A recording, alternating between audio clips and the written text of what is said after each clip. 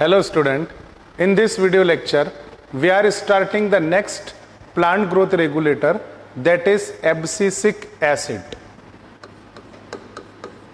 Abscisic acid is abbreviated as ABA, and this abscisic acid is actually growth inhibitor because it have many negative impacts on the growth and development of the plant. Plant growth regulators को हमने दो main category में divide किया था, growth promoters and second category was growth inhibitor. Growth promoter में तीन hormones थे, auxin, gibberellin, cytokinin.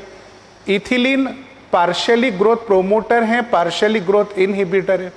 Second category हमारे पास थी ग्रोथ इनहिबिटर. ग्रोथ इनहिबिटर में हमने एग्जाम्पल मेंशन किया था एब्सिसिक एसिड.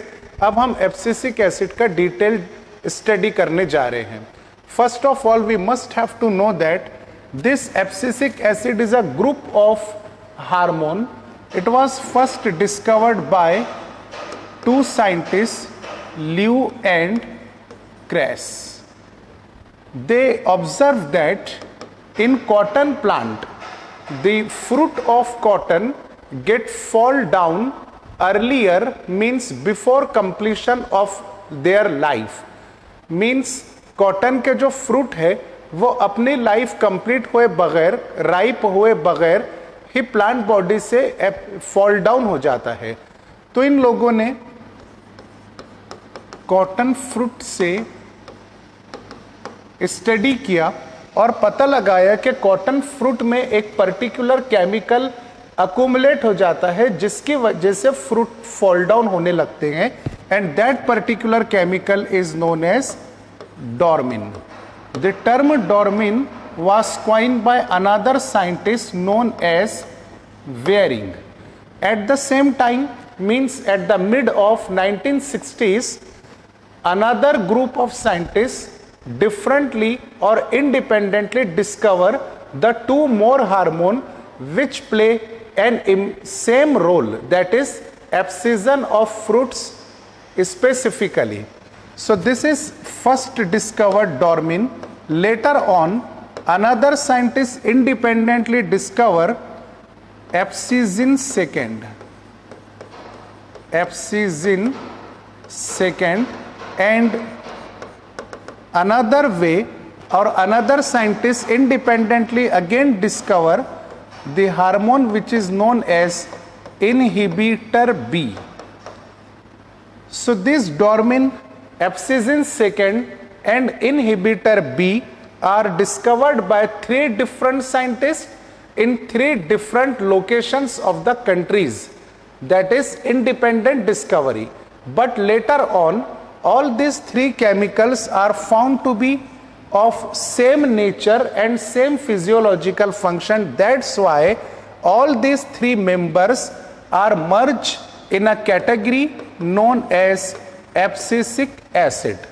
तो सिंपल वे से आप ये समझने की कोशिश करें कि एब्सिसिक एसिड को तीन अलग अलग साइंटिस्ट लोगों ने इंडिपेंडेंटली डिस्कवर किया.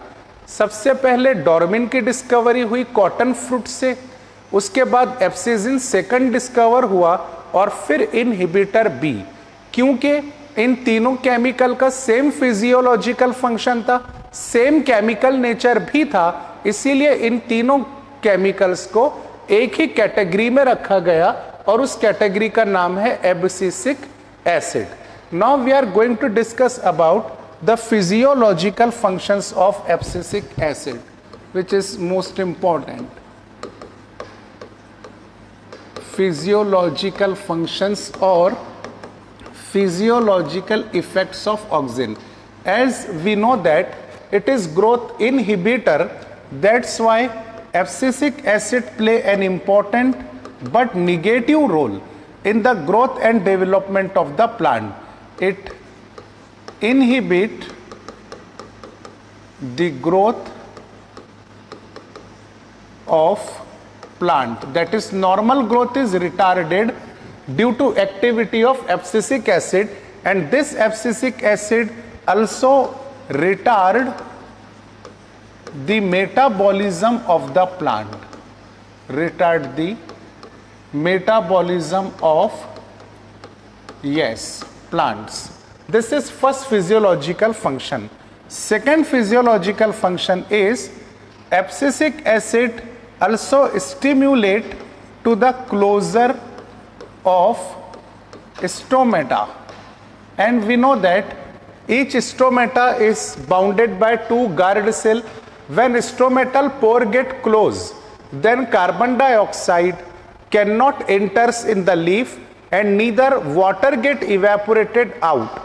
That is, the mechanism of photosynthesis can be stopped when stomata get closed. So abscisic acid close the stomata. Next physiological function, this abscisic acid also play an important role in the dormancy of seed. Seed dormancy means we can also say that abscisic acid inhibit seed germination. देखिए, seed germination को promote करता है जिबरलिक acid, और उसी seed germination process को prevent या inhibit करता है abscisic acid. Abscisic acid seed को जर्मिनेट होने से रोकेगा, जिबरलिक एसिड सीड को जर्मिनेट करने के लिए प्रोमोट करेगा. मतलब यहां पर एब्सिसिक एसिड और जिबरलिक एसिड दोनों एक दूसरे के अगेंस्ट में वर्क कर रहे हैं. So we can say that in this particular function abscisic acid and gibberellic acid are antagonistic to each other. They are antagonistic with each other, means they are opposite to each other in terms of seed germination. Next thing, abscisic acid also promote the bud dormancy, but in case of seed there are three important effects of abscisic acid. It help in development of seed. Development का मतलब होता है जब double fertilisation complete हो जाएगा, embryo sac धीरे धीरे करके एम्ब्रियो में कन्वर्ट होगा और सीड तैयार होगा. तो ये जो सीड डेवलपमेंट होने वाली स्टेजेस हैं, इसको एब्सिसिक एसिड प्रोमोट करता है. लेकिन जब सीड कंप्लीट बन जाएगा तो सीड को जर्मिनेट होने से रोकता है. Seed germination is a different process and seed development is different process. So abscisic acid promote the seed development, but the same abscisic acid inhibit the germination of seed. Next thing, this abscisic acid also help in maturation of seed, and after maturation of seed it help in the dormancy, means did not allow to germinate. So these are the three important factors regarding to the seed which is played by abscisic acid. This abscisic acid is also called as stress hormone. So question maybe arises, why it is called as stress hormone? Because when this abscisic acid is present inside the plant body, it dormant the bud from which branches may be arises. It dormant the seed from which new seedling or new plant may be germinated. So when abscisic acid is present, bud dormancy and seed dormancy occur, specifically when stressful conditions are present in the environment, such as flood condition, very high temperature, desiccation. So this abscisic acid increase the tolerance of the plant, increase the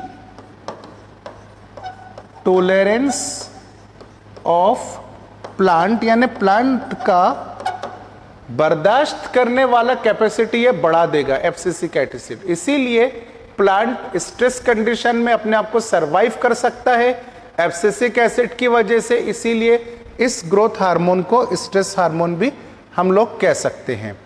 तो these are the important physiological effect of the abscisic acid. You can take screenshot and make the note from same point. Okay. Now next topic from this particular chapter is photoperiodism. इस topic से एक आध question आ सकता है, आने के chances ज्यादा होते हैं। तो हम पहले फोटोपीरियोडिज्म को बेसिक से स्टार्ट करते हैं कि किस तरह से ये टॉपिक डेवलप किया गया। सबसे पहले फोटोपीरियोडिज्म को दो साइंटिस्ट लोगों ने डिस्कवर किया, Garner and Allard. Garner and Allard, these two researcher work on the two different plant. The first plant is soybean and second plant was tobacco. Soybean के बहुत सारी अलग अलग वैरायटीज होती हैं। गार्नर और एलार्ड ने सोयाबीन की जिस वेराइटी पे अपना रिसर्च परफॉर्म किया उसे बायलॉक्सी वेराइटी कहते हैं। बायलॉक्सी वेराइटी ऑफ सोयाबीन। और इसी तरह टोबैको में भी बहुत सारी अलग अलग वैरायटीज आती हैं। गार्नर और एलार्ड ने टोबैको की जिस वेराइटी पे अपना रिसर्च किया उसे कहते हैं Maryland mammoth variety of tobacco. Okay, तो ये दो प्लांट पर गार्नर और एलार्ड ने अपने स्टडीज की और पता लगाया कि इन प्लांट को फ्लावर इनिशिएट करने के लिए एक पर्टिकुलर ड्यूरेशन ऑफ लाइट चाहिए, पीरियोडिक एक्सपोजर ऑफ लाइट भी चाहिए। मतलब मिसाल के तौर पे अगर इन प्लांट्स को आज 6 घंटे का लाइट पीरियड मिलता है तो कल भी 6 घंटे का लाइट पीरियड मिलना चाहिए, परसों भी 6 घंटे का। Periodic exposure of light of particular duration, यानी पीरियोडिक एक्सपोजर तो चाहिए और उस एक्सपोजर का एक फिक्स ड्यूरेशन भी होना चाहिए, तब जाकर के ये प्लांट फ्लावर इनिशिएट कर सकते हैं। अगर पीरियोडिसिटी में इंटरप्शन हुआ तो फ्लावर प्रोड्यूस नहीं होगा, ड्यूरेशन में अगर इंटरप्शन हुआ तब भी फ्लावर प्रोड्यूस नहीं होगा।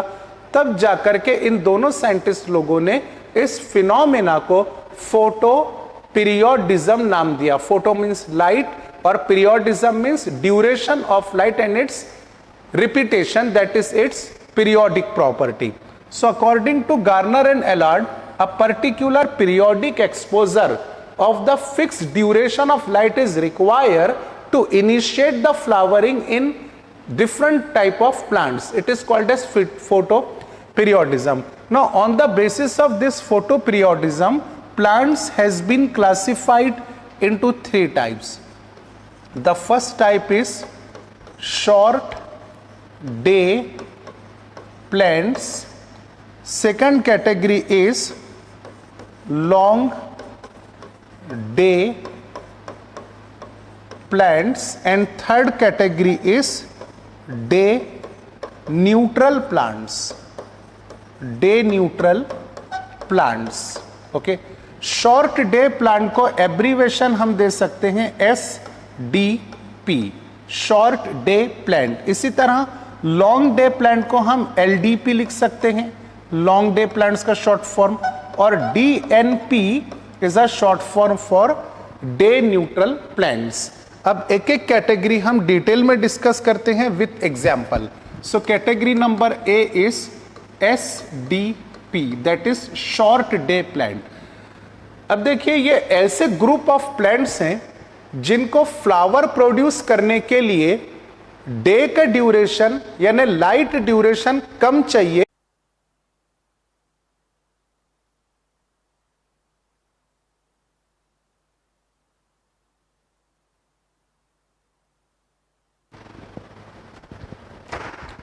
ओके, तो दिस इज टाइम स्केल। इस टाइम स्केल में 0 to 24 आवर्स हमने कंप्लीट बनाए हैं, बीच में मिड पॉइंट है मतलब 12th आवर। अब फॉर एग्जांपल सपोज कीजिए कि पहला जो पार्ट है 0 to 12 it is a light period, मतलब जिसमें लाइट प्रेजेंट होगा, दैट इज डे टाइम।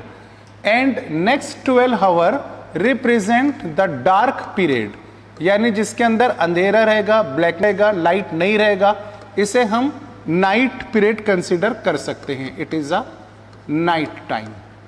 अभी इस डायग्राम के मुताबिक ड्यूरेशन ऑफ डे और ड्यूरेशन ऑफ नाइट इक्विवेलेंट है, तो हम इस पीरियड को अगर किसी प्लांट पर अप्लाई करते हैं तो उस प्लांट को 12 आवर का लाइट मिलेगा और 12 आवर का डार्क मिलेगा। उस प्लांट को हम ना लॉन्ग डे प्लांट कह सकते हैं, ना ही शॉर्ट डे प्लांट कह सकते हैं। अब ये जो आइडियल डायग्राम मैं आपके सामने बनाया हूं, शॉर्ट डे प्लांट के लिए इस डायग्राम को चेंज करना पड़ेगा। मतलब प्लांट्स जो हैं उनको ड्यूरेशन ऑफ डे कम चाहिए और ड्यूरेशन ऑफ डार्कनेस ज्यादा चाहिए। So this is suppose day time and this is night time. 0 for example this is 6 or 8 hour and it is 24 hour. So now you can easily observe that in this second diagram the duration of day is short and duration of night is very long. When this type of duration is applied on a plant periodically मतलब रोज आपको इसी तरह से day का period short apply करना पड़ेगा और night का पीरियड लॉन्ग अप्लाई करना पड़ेगा, तब जाकर के कुछ प्लांट फ्लावर प्रोड्यूस करते हैं। उन प्लांट्स को शॉर्ट डे प्लांट कहा जाएगा। Point number 1। पॉइंट नंबर 2, अभी देखिए कि डे और नाइट मतलब लाइटनेस एंड डार्कनेस दोनों को कंपेयर करने के बाद जो ड्यूरेशन लॉन्ग होता है उसे कहते हैं क्रिटिकल पीरियड। अब यहां पर क्रिटिकल पीरियड है नाइट, और क्रिटिकल पीरियड को आप दूसरे फैक्टर से इंटरप्ट नहीं कर सकते। मिसाल के तौर पे अगर आपके पास में प्लांट है शॉर्ट डे प्लांट, मैं आपको एग्जांपल दे दूं। शॉर्ट डे प्लांट का एक एग्जांपल है क्राइसेंथीमम, ओके, और दूसरा एग्जांपल जो हमने अभी लिया टोबैको। इन प्लांट्स को अगर आप 8 घंटे का लाइट सप्लाई करते हैं और कंटिन्यूअस डार्कनेस देते हैं पीरियोडिकली, तभी ये प्लांट्स फ्लावर प्रोड्यूस करेंगे, क्योंकि ये शॉर्ट डे प्लांट है। पर मान लीजिए कि क्रिटिकल ड्यूरेशन मतलब नाइट कंटिन्यूअसली शुरू है और आपने बीच में brief exposure of light apply किए। ये brief exposure of light red light भी हो सकता है, फार रेड लाइट भी हो सकता है, जिसका वेवलेंथ 660 to 665 नैनोमीटर रहेगा। What is this? This is wavelength of red light।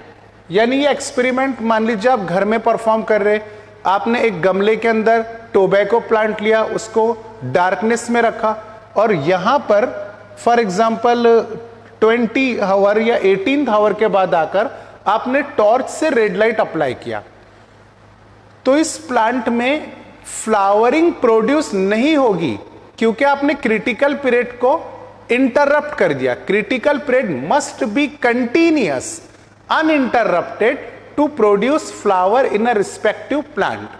Okay, second thing, अब एग्जांपल भी आ गए शॉर्ट डे प्लांट के। Second category is long day plants which are also known as short night plants. अब इन plants को flower produce करने के लिए ड्यूरेशन ऑफ डे कितना चाहिए, ड्यूरेशन ऑफ नाइट कितना चाहिए, ये आप इजीली पता लगा सकते हैं। लॉन्ग डे प्लांट मतलब डे का ड्यूरेशन इनको ज्यादा चाहिए। अगर हम टाइम स्केल कंस्ट्रक्ट करते हैं 0, यहां पर है फॉर एग्जांपल 20 और यहां पर है 24, this is night duration and this is day duration. So duration of day must be longer, uninterrupted and continuously, but the duration of darkness is very short. These are summer plants, means the plant which produce flowering in the summer season। क्योंकि आप देखते हैं कि summer season में अप्रैल मई के अंदर duration of day बहुत long होता है, ड्यूरेशन ऑफ नाइट बहुत ही ज्यादा शॉर्ट होता है। इन सीजन में जो प्लांट फ्लावरिंग प्रोड्यूस करते हैं उन्हें कहा जाएगा long day plants. Long day plants की एग्जांपल आप ले सकते हैं cabbage, sugar beet, carrot and so on. So these are the examples of short night और लॉन्ग डे प्लांट। इन प्लांट्स में क्रिटिकल ड्यूरेशन होगा डे टाइम, क्योंकि जो लॉन्गर रहेगा वही क्रिटिकल रहेगा। और इस क्रिटिकल पीरियड को अगर आप डार्कनेस से इंटरप्ट करते हैं, मतलब धूप में डे टाइम में आपका प्लांट बाहर है, आपने उसको कमरे में ला लिया डार्कनेस में, फिर वापस आपने उसको धूप में रख दिया, तो light duration get interrupted with darkness. In this case flower could not produce as the flower. Now next category is DNP, that is day neutral plant. This plant did not have particular duration of daytime to initiate the flowering. Either duration of days is short or duration of days long, or in between this. Then this flower can produce the flower whatever be the duration of day. Means for formation of flower, this plant did not have a specific duration of daytime or nighttime. That's why they are called as day neutral plants. Example is cucumber. So cucumber is a DNP, that is day neutral plant. तो यहां पर हमारा photo periodism complete हुआ, सारे growth regulators हमने complete किए। अब एक छोटा सा टॉपिक इसमें बाकी है, वर्नलाइजेशन। वर्नलाइजेशन सबसे पहले क्लीपार्ट नाम के साइंटिस्ट ने डिस्कवर किया, जो हम नेक्स्ट लेक्चर में डिटेल स्टडी करेंगे। Thank you very much.